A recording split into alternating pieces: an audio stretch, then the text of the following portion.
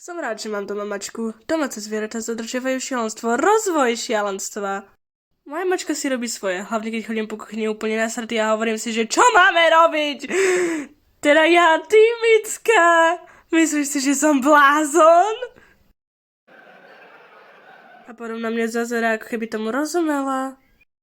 Alebo keď na mne leží a ja hovorím, ja to je tak ťažké. A na to aj na to rozumieš mi.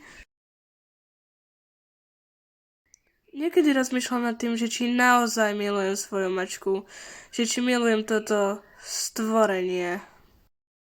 Či sa na to pýtam, hlavne keď odchádzam z domu a sa osím svetla. Idem, je to tak. Papa, Micka, odchádzam a čert vie, či sa vôbec vrátim. Áno, doma je ešte jedlo, ale nevydržím moc dlho. V kuchyni je ešte vreco s krmivom, ale aby si sa k nemu dostala, potrebuješ takéto ruky a ty ich nemáš.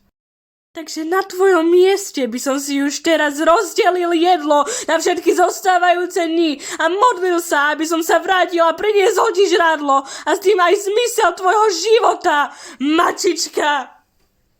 Je toto láska?